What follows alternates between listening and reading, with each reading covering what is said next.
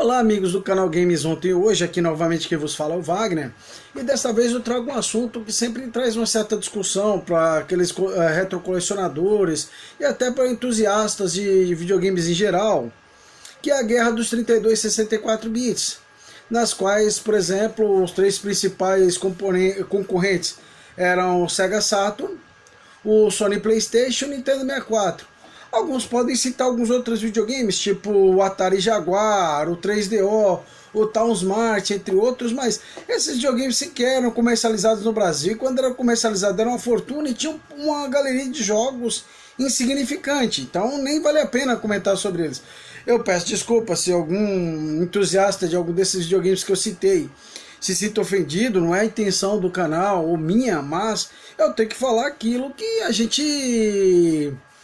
gente tem conhecimento. Eu não conheço, por exemplo, nenhuma loja dos anos 90 que vendesse um Town Smart, um Atari Jaguar ou um Panasonic 3DO. Tanto é que o 3DO talvez seja o mais conhecido desses aí, mas ele era um console que, além dele valer uma fortuna, ele foi fabricado em 94.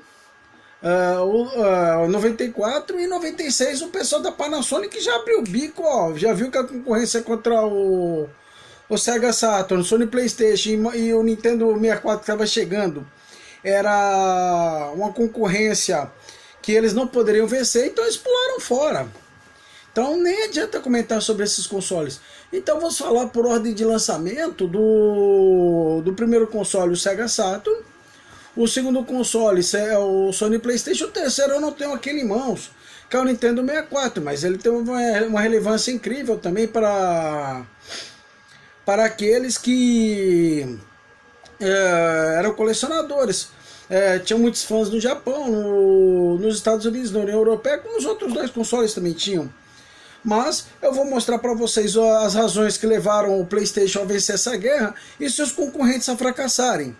Bom, o primeiro componente é o Sega Saturn, que nos Estados Unidos e na União Europeia ele foi um fracasso de vendas, mas no Japão, até abril de 97, ele vendia pau a pau com o PlayStation. Mas aí a Sony, numa grandiosa jogada de marketing também, de uma negociação fantástica, ela tira a exclusividade dos jogos da série Final Fantasy da Square, da Nintendo, e passa para os jogos do PlayStation. Aí quando o jogo Final Fantasy VII foi lançado, foi o game over da guerra. A Sega não tinha um blockbuster para vencer o Final Fantasy VII. A partir daí, quem não tinha o Sony PlayStation, mas era fã da franquia, acabou comprando o videogame. Ou seja, se estava pau a pau até abril de 97, a partir dali ficou 4 por 1, 5 por 1, aí depois a maionese da Sega desandou e o PlayStation reinou soberano em todos os três grandes mercados, Japão, Estados Unidos e União Europeia. Mas o Saturno, ele teve grande relevância no Japão, teve boa aceitação aqui no Brasil pela distribuição da Tectoy, e no Japão especificamente ele tinha um marketing muito agressivo, que tinha o Hiroshi Fujioka, que ele fazia uma personagem chamada Segata Sanshiro, que era um judoca ermitão, que agredia todo mundo que não jogasse seriamente os jogos do Sega Saturn. Ele tinha até pegava o console e falava Sega Saturn, Shiro! Se bem que nesse caso aqui, se ele tivesse no meu lugar, ele ia falar Sega Saturn Kuro! Porque o Shiro, ele pode ser o verbo jogar, mas também significa branco. E esse aqui tá mais para Kuro, que é o Sega Saturn preto, que é o padrão aqui da Tectoy.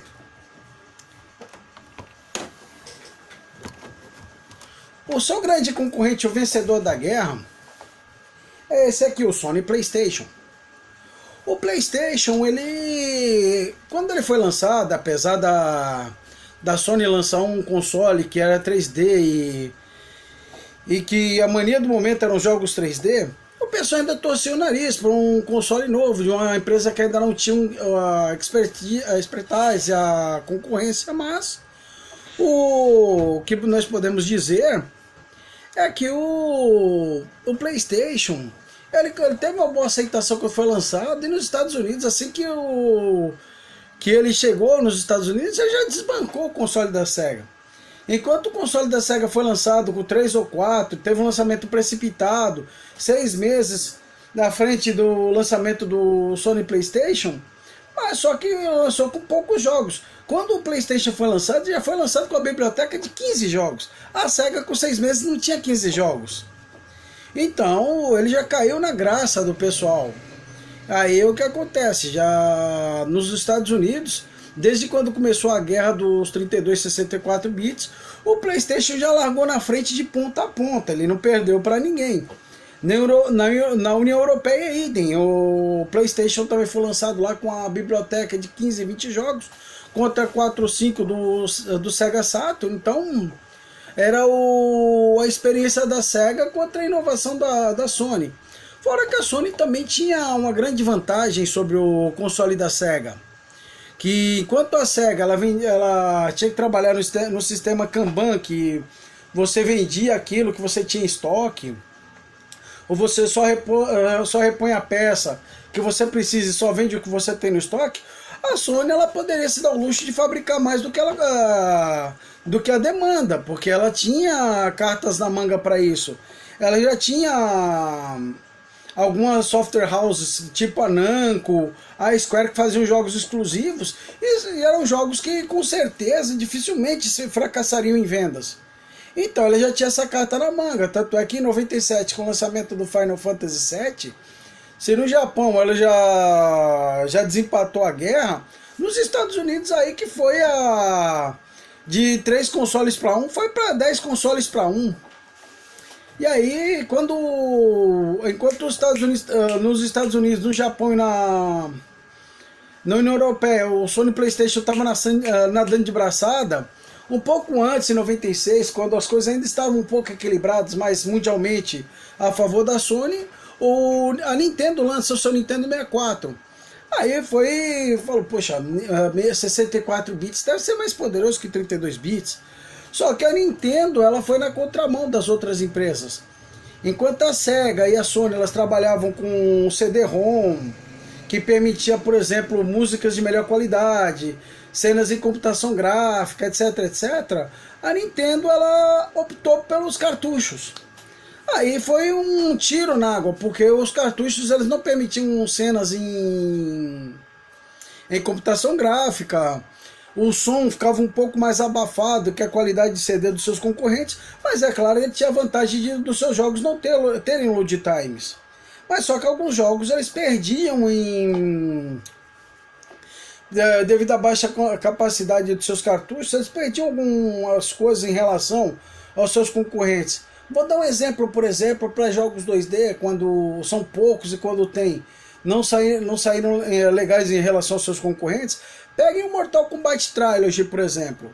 Enquanto o da Sony e o da Sega eram idênticos, praticamente, com poucas diferenças de iluminação, o do Nintendo 64 tinha menos personagens, tinham menos cenários, tinha personagens exclusivos, mas tinha muito menos personagens do que os outros, e menos cenários do que seus concorrentes.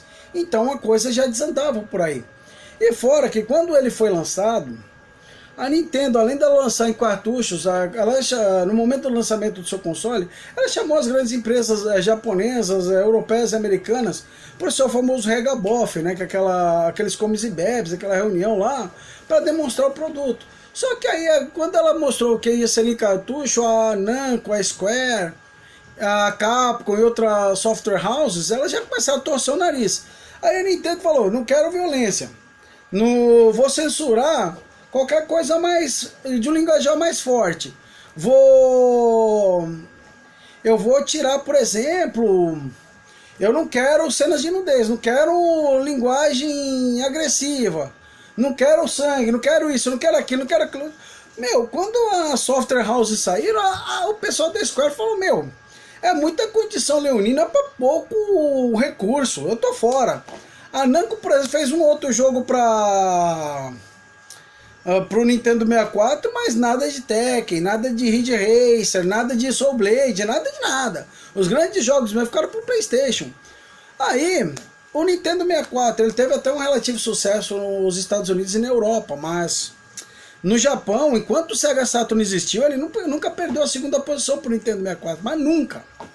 Ele, até ser descontinuado, ele permaneceu em segundo lugar. Ele tinha um público fiel, cativo, porque a Nintendo ela fazia os mundos em 3D, mas os jogos 2D ainda tinham uma certa aceitação no Japão. Então, aqueles jogos de romance, simuladores de romance, fizeram um sucesso absoluto no Japão. E como não tinha nada disso no Nintendo 64, qualquer joguinho desse tipo aí já lascava com o Nintendo 64 lá.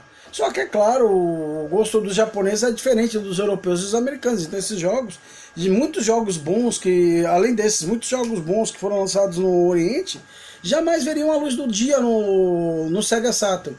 No PlayStation não, muitos jogos que que foram lançados lá, mesmo 2D, vinham para o Ocidente também. Então a Sony, ela tinha um certo carinho com o seu consumidor. Às vezes o seu produto não era tão bom quanto o dos seus concorrentes, mas ela lançava, tipo um X-Men vs Street Fighter, Marvel vs Street Fighter, tinha limitações de memória RAM e o baralho A4, mas eles lançavam mesmo assim.